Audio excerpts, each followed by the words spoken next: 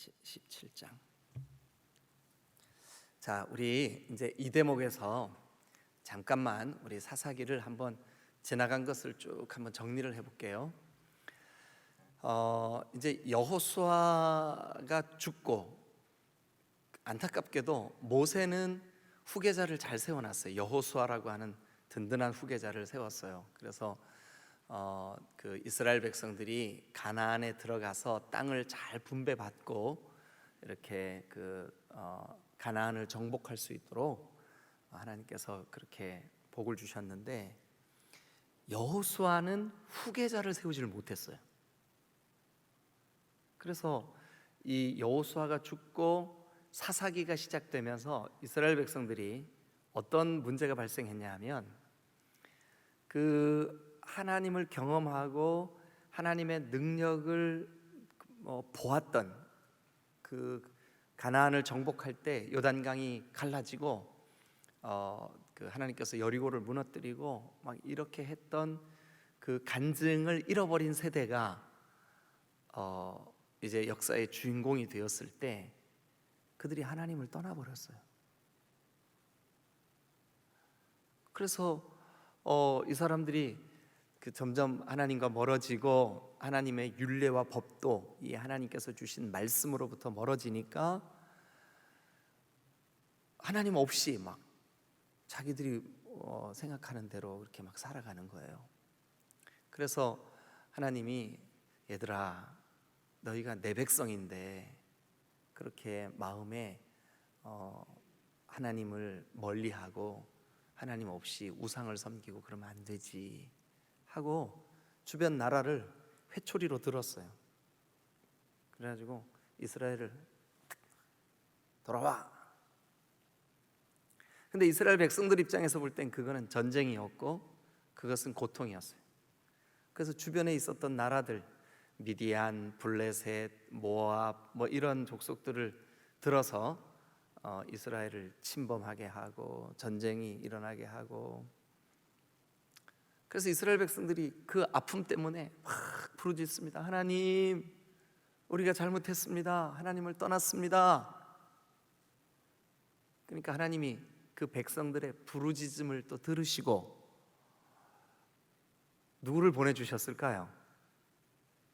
사사를 보내주셨어요. 사사. 네? 사사. 그래 이제 그 사사가 하나님의 백성들을 이렇게 적들의 손에서 구출해내는 그런 역할을 감당하죠. 그러면서 동시에 그 사사들은 이렇게 전쟁의 수장으로도 일을 하지만 하나님께로 돌이키는 그런 역할을 하게 하죠. 그래서 이제 사사가 살아있는 동안은 백성들이 하나님께 돌아왔어요. 하나님, 이제 우리가 하나님을 안 떠날게요. 잘못했어요. 근데 그렇게 하나님께로 돌아와서 사사의 통치를 받고 또 그 사사가 하나님을 경외하도록 이렇게 안내를 할 때는 그 땅에 평화가 임했어요. 샬롬이 임했다고요. 그런데 사사가 죽고 얼마 지나지 않으면 또 백성들이 하나님으로부터 멀어져요. 그럼 하나님이 또 회초리를 들어서 이놈 하고 한 대 탁 치셔요. 그럼 죽겠다고, 하나님 우리가 잘못했어요. 그럼 하나님이 또 사사를 보내셔요. 그러면 사사가 있는 동안은 또 평화로워. 근데 사사가 딱 죽고 나니까 또 막 자기 마음대로. 그래서 이 사사기를 한마디로 딱 요약하면 이거예요. 자, 17장 6절 밑줄 그으세요. 이게 사사기를 한마디로 묘사해 놓은 표현이에요. 사사기를 한마디로 딱 요약하면 요 6절로 요약이 가능해요. 6절 다 같이 읽겠습니다. 시작. 그때에는 이스라엘에 왕이 없었으므로 사람마다 자기 소견에 옳은 대로 행하였더라. 그때에는 이스라엘에 뭐가 없었을까요? 왕은 통치자예요. 통치자, 다스리는 자. 내 마음을 다스리고 내 생각을 다스리고. 여러분, 만약에 우리 자신에게 내가 왕이 되잖아요. 그럼 우리 망해요. 예? 왜냐하면 우리가 본성이, 우리는 타락한 사람들이에요. 여러분, 하나님을 거역했던 사람들이라고요. 우리 안에 도사리고 있는 이 죄성이 길들여지지 않은 말처럼 내가 원하는 대로 막 사는 존재들이에요. 그래서 네가 왕 되면 너 망해. 헤롯 왕 때에 유대 땅 베들레헴에 예수께서 나시니 유대인의 왕이 나셨어요. 동방으로부터 박사들이 유대인의 왕으로 나시니가 어디 계시뇨? 유대인의 왕으로 나시니까 믿는 자들의 왕이 되어 주실 그리스도 예수께서 이 땅에 오신 줄로 믿습니다. 그래서 우리가 노래할 때 예수 우리 왕이여 이곳에 오셔서 보좌로 주여 임하사. 여러분, 우리 오늘 하루도 여러분들이 여기 지금 6절에 있는 대로 그때에는 이스라엘의 왕이 없었으므로, 왕이 없다는 말은 통치해주는 권력이 없는 거예요. 말씀의 기준이 없는 거죠. 나를 다스려주는 분이 없는 거예요. 여러분, 이 시대가 그런 것 같지 않아요? 그죠? 이 시대가, 이 시대의 특징이 이 기준이 없는, 우리를 다스리는 왕이 없는 그런 시대를 우리가 살고 있어요. 자, 그때에는 이스라엘의 왕이 없었으므로. 네.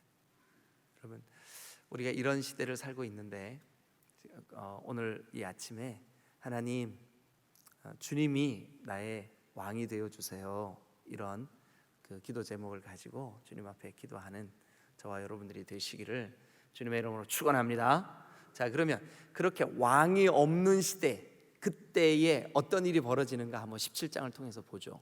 그러니까 17장의 주제는 6절입니다. 6절. 그때는 이스라엘의 왕이 없었으므로 사람마다 자기 소견에 옳은 대로 행하였더라. 이 자기 소견에 옳은 대로 자기 마음대로 사는 시대, 어떤 특징이 있나 한번 보죠. 17장을 제가 한 절, 여러분 한 절 읽을 때 이 17장을 그냥 읽지 마시고 자기 맘대로 사는 시대는 이런 특징이 있구나, 여러분들이 깨달으셔야 됩니다.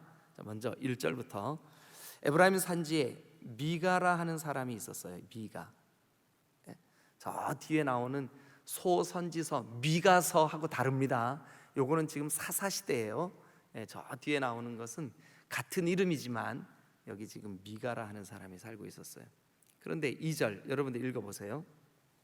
그의 어머니에게 이르되 어머니께서 은 1,100을 잃어버리셨으므로 저주하시고 내 귀에도 말씀하셨더니. 잠깐만요.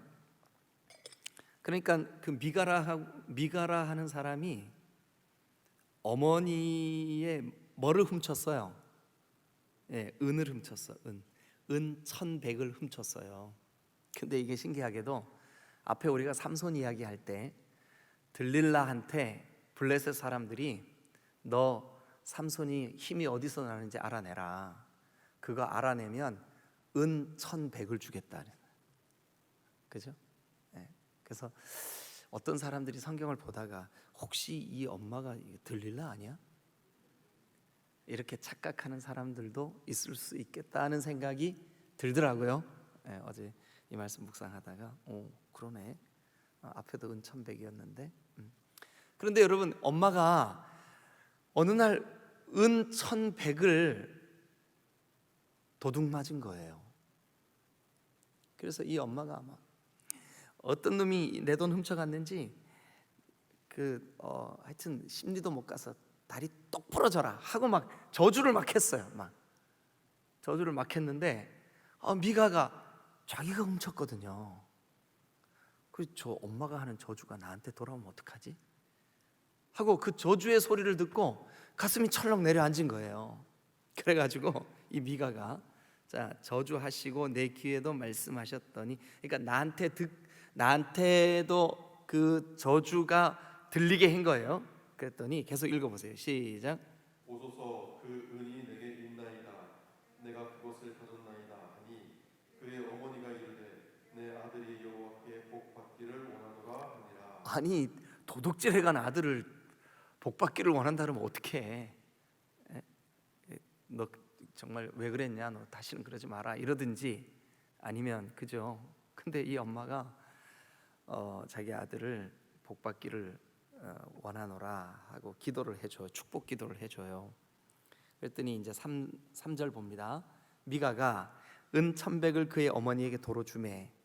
이 어머니가 하나님께 여호와께 복받기를 원하노라 해놓고 떡하니 하는 행동이 뭐냐 하면 아들을 위하여 한 신상을 새기며, 아니 여호와께 복받기를 원하노라, 틀림없이 하나님 믿는 것 같아요. 근데 1,100을 딱 돌려받자마자 그가 한 행동이 뭐냐 하면 아이고 우리 아들 복받으면 좋겠다 하고 뭐를 만들어요? 세상에 우상을 만드는 거예요. 우상을. 참 이렇게 그래가지고 어떻게 하냐면 한 신상을 새기며 한 신상을 부어 만들기 위해 내 손에서 이 은을 여호와께 거룩히 드리노라, 하나님께 드리노라 해놓고 그 돈 가지고 신상을 만드는 거예요. 근데 목적이 뭐예요?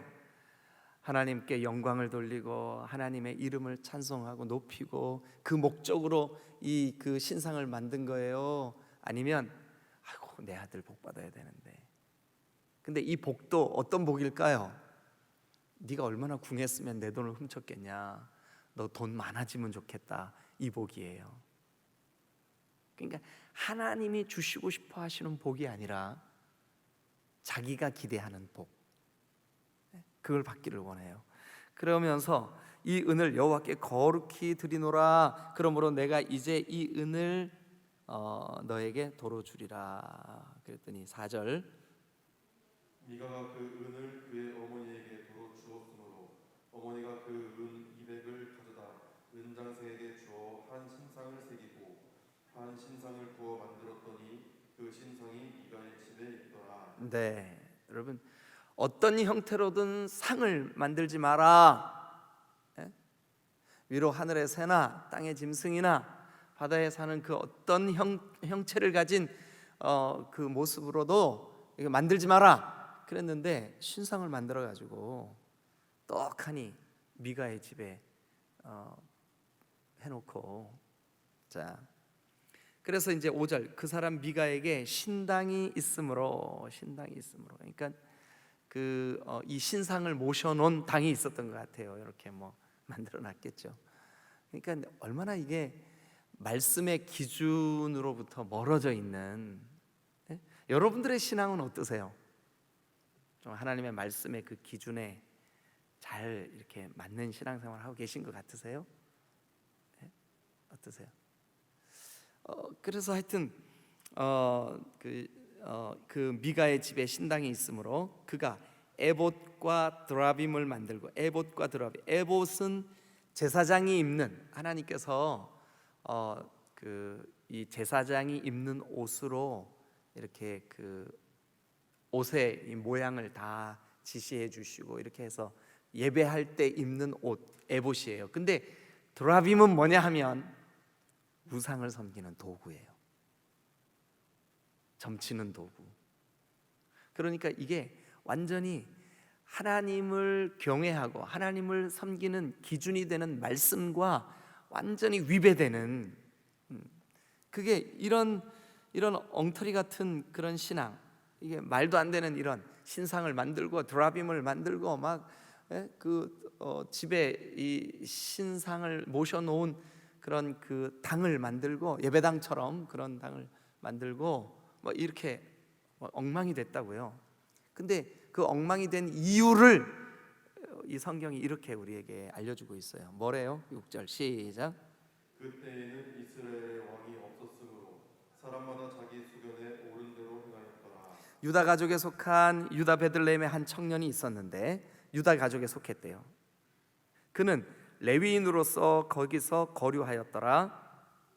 그 사람이 거주할 곳을 찾고자 하여 그 성읍 유다 베들레헴을 떠나가다가 에브라임 산지로 가서 미가의 집에 이르매, 그렇게 자기 소견대로 막 그냥 말씀의 기준도 말씀대로가 아니라 소견대, 자기 생각대로 아무렇게나 신앙생활하던 그 미가의 집 근처에 어떤 그 한 청년, 그런데 이 청년은 레위인이었었어요.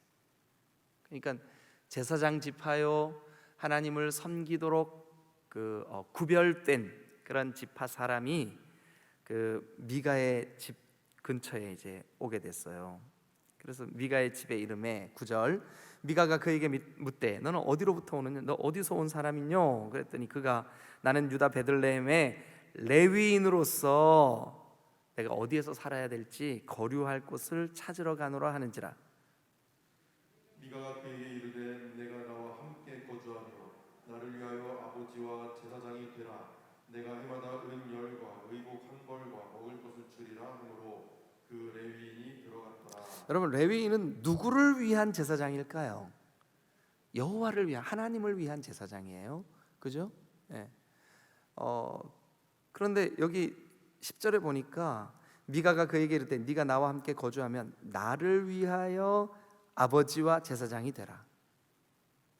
나를 위하여 제사장 노릇해라. 그러니까 그 6절에 있는 말 그대로죠. 자기 생각에 옳은 대로 하는 거예요.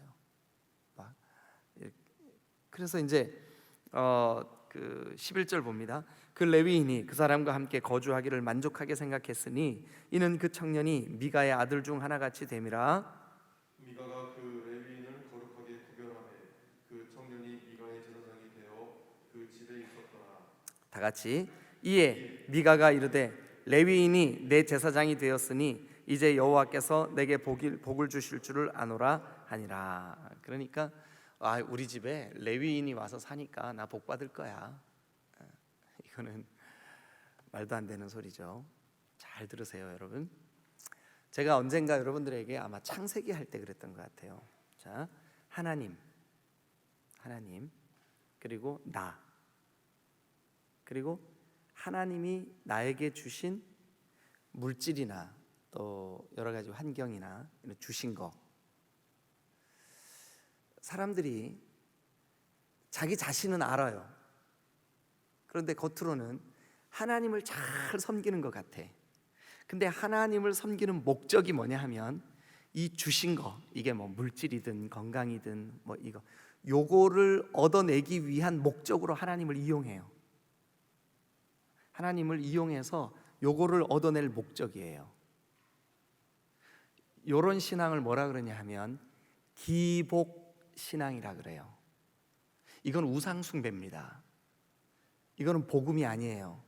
성경이 아닙니다. 기복 신앙은 우상 숭배입니다. 그런데 정말 안타깝게도 한국 교회가 그동안 기복 신앙에 젖어 있었어요. 그래서 하나님이 이 코로나19와 같은 이런 일들을 허락하시는 것은 너희들의 그 왜곡된 자기중심적인 자기의 복을 위하여 수단과 방법을 가리지 않는 그런 신앙으로부터 돌아서라. 이게 하나님이 우리에게 이런 코로나19 팬데믹을 허락해 주시는 이유예요. 그러니까 빨리 돌이켜서 우리가 하나님의 말씀, 하나님의 율례와 법도 하나님이 나의 왕 되셔서 하나님만을 나의 예배와 경배의 대상으로 삼는 이 신앙으로 돌아가야 되겠다. 빨리 회개해야 되는 거예요. 그런데 이 시대는, 이때에는 그 기준, 말씀, 왕이 없으므로 자기 생각에 옳은 대로 이렇게 하면 될 거야 하는 생각으로 자기 소견에 옳은 대로 신앙생활을 했어요. 그러니까 집안에다가 신상을 만들어 놓고 여호와 섬긴다고 생각하는 거예요. 착각하는 거죠. 우리 집에 저 레위 사람, 즉 목회자 한 사람 와서 같이 사니까 내가 뭐 따로 굳이 아무것도 안 해도 하나님 저절로 나에게 복 주실 거야. 요게 기복신앙이라고요. 저는 오늘 이 17장 안에서 한 3가지 정도, 이 목사님은 맨날 3가지야, 그렇게 생각하시는 분 아무도 안 계시죠? 3가지 정도, 그때에, 어떤 때일까요? 왕이 없기 때문에 사람들이 자기 생각에 옳은 대로 신앙생활을 하는 그때의 현상, 그래서 오늘 제목이 뭐냐면 그때에는이에요. 그때에는 어떤 때인데요? 왕이 없는 때, 하나님의 율례와 법도가 사라진 때, 자기 소견에 옳은 대로 행하는 때, 그때에는 어떤 시대적인 특징이 있을까? 이 본문에 세 가지가 딱 나와요. 첫 번째, 그 시대의 특징이 뭐냐면 이거예요. 자, 그의 어머니가 은 1,100을 잃어버렸는데, 은 1,100을 잃어버린 그러니까 누가 훔쳐갔어요? 아들이 훔쳐갔어요. 그러니까 그 훔쳐간 그 아들을 위해서 엄마가 복을 빌어. 그러니까 여러분, 예수 믿고 구원받으면 여러분 사실은 우리가 예수 믿고 예수 그리스도의 생명이 우리 안에 여기 딱 와 계시면 여러분 우리의 이 양심이요, 예수님 없이 살 때보다 더 힘들어요. 왜 그러냐 하면 여기가 찔릴 때가 더 많거든요. 근데 그때, 그러니까 왕이 없는 때, 기준이 없는 때의 특징은 뭐냐 하면 도덕이 해이해져요. 그러니까 훔쳐도 복 달라고 빌어요. 당연히 어제 이제 무슨 일이 있어서 이제 세탁물을 맡기러 갔다가 제가 이제 차를 파킹해 놓을 때가 마땅치 않아 가지고 뒤에 이렇게 뒤쪽에, 건물 뒤쪽에 이렇게 차를 세워 놓고 이렇게 오는데 한 중학교 한 2, 3학년쯤 됐을까 싶은 아이들이 5명이 우르르 무리를 지어 가는 거예요. 그러면서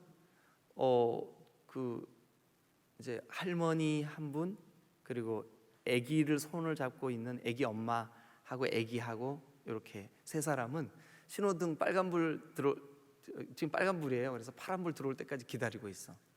근데 요 중학생 남자 머시매들 5명이 막 까불어대는 거예요.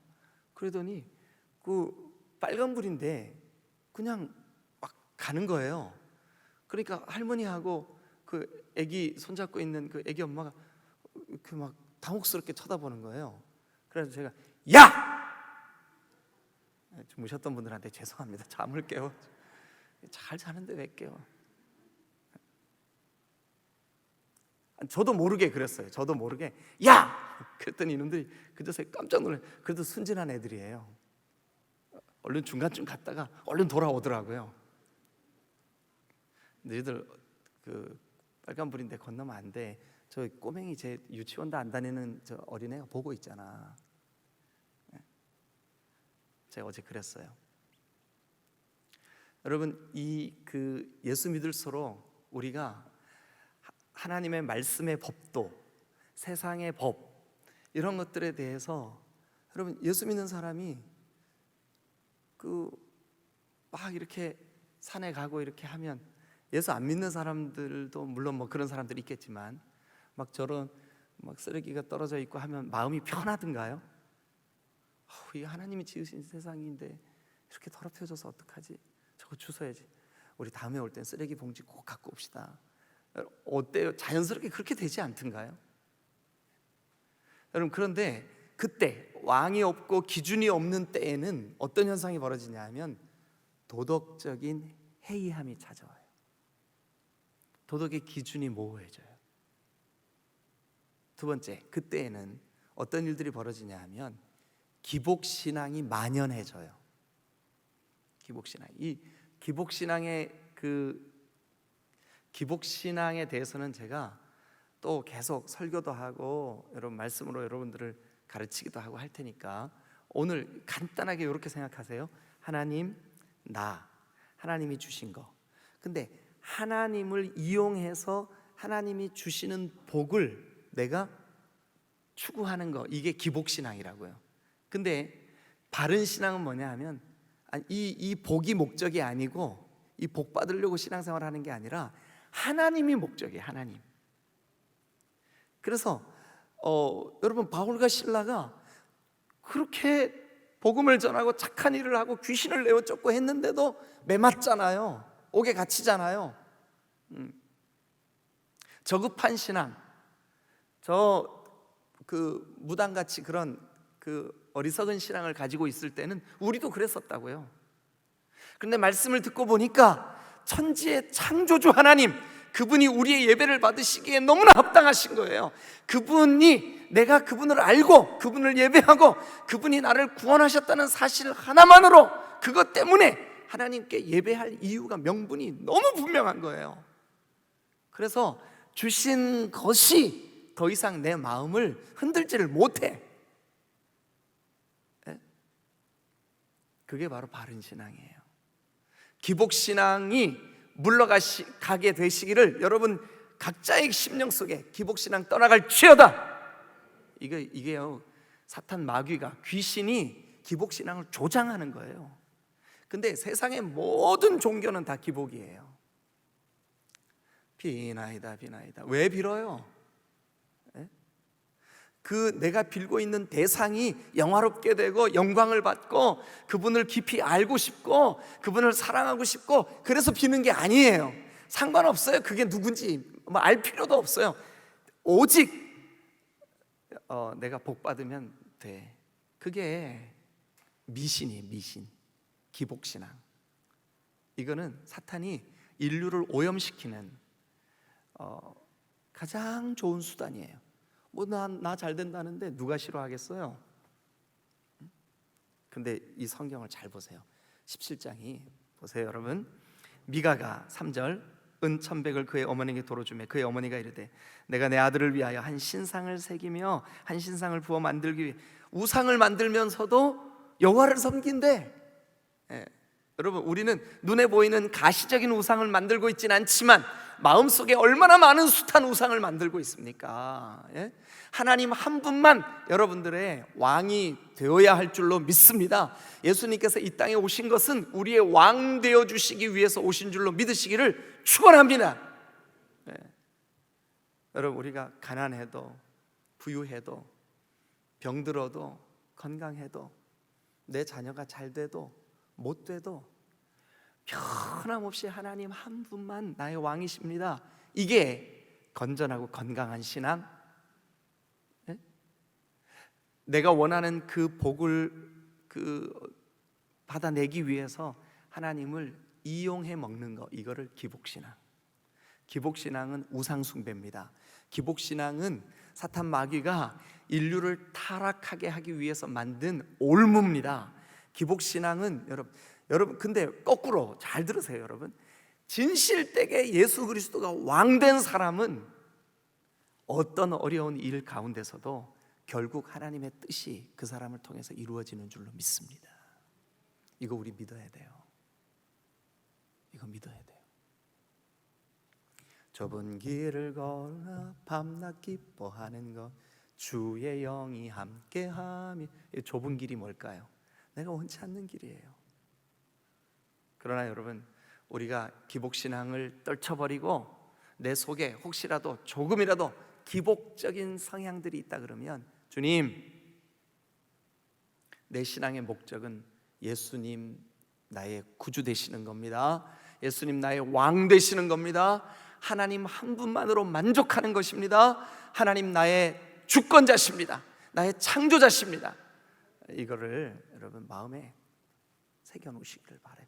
이게 없으니 기복을 위해서 수단과 방법을 가리지 않는 거죠. 막 은을 부어서 만들고 신상을 모셔놓고 막, 이게 얼마나 어리석은 일입니까? 기복적이다, 기복신앙이다. 그러니까 그때에는 도덕적인 타락 현상이 있고요. 그때에는, 그러니까 왕이 없고 기준이 없을 때요, 그때에는 여러분 기복신앙이 만연해진다고요. 세 번째, 이때 이 왕이 없는 시대, 하나님의 말씀의 기준이 없는 그런 시대의 세 번째 특징 뭐냐 하면 영적인 어리석음으로 가득해진다는 거예요. 영적인 어리석음. 왜냐하면 말씀의 기준이 없으니까. 말씀대로 신앙생활을 해야 되는데 말씀의 기준이 없으니까 그래서 여러분 마지막 절 보세요. 이에 미가가 이르되 레위인이 내 제사장이 되었으니 이제 여호와께서 내게 복 주실 줄을 아노라. 아니에요. 이거 영적으로 참으로 어리석은 일이에요. 여러분 영적인 어리석음은 언제 생기냐? 말씀이 그 속에 없을 때 영적인 어리석음이 생기는 거예요. 우리가 영적인 어리석음에 빠져 있으면 안 됩니다. 오직 주의 말씀이 우리 속에 풍성해야 될 줄로 믿습니다. 할렐루야, 할렐루야. 여러분 지난 주일에 암송하셨던 분들이 여러분 앞에 이렇게 발표하기 전에 모임을 갔거든요. 그래서 암송한 거를 다 같이 한번 해보면서 그 암송할 때 주신 은혜를 간증을 하는 시간을 가졌어요. 그런데 여러분 저는 그렇더라고요. 제가 암송을 하면 내가 그 삶을 살다가 어떤 상황에 딱 맞닥뜨렸을 때 그 말씀이 나를 이끌어요. 분내는 것이 하나님의 의를 이루지 못하노니 분내면 안 되는 거구나. 그래서 이 분내려고 하는 마음이 말씀의 통치를 딱 받으니까 그 순간 분냄이 누그러지는 거예요. 그렇게 말씀이 나를 지배하고 통치하면 예수 그리스도께서 우리의 왕 되시는 거예요. 왜냐하면 그의 말씀이니까. 그러나 내 감정, 내 느낌, 내가 받고자 하는 복 이런 것들이 기준이 되고 이렇게 되면 영적으로 어리석은 행동을 하게 되는 거죠. 제사장이 우리 집에 와 있으니까 우리 집 복 받을 거야. 내가 아무렇게나 살아도 돼? 말도 안 되는 거죠. 자, 기억하십시오. 왕이 없으면, 즉 말씀의 기준이 없으면 나타나는 세 가지 영적인 증상이 있다고요. 첫 번째 증상, 도덕적인 타락이 생기게 된다고요. 두 번째 증상, 기복신앙이 만연해진다고요. 기복신앙이 가득해진다고요. 세 번째 증상, 영적인 어리석음이 생기게 된다고요. 이 세 가지 꼭 기억하세요. 여러분 이게 사사시대의 시대적인 특징이에요. 오늘 우리가 사는 이 시대에도 사실은 이런 느낌이 있어요.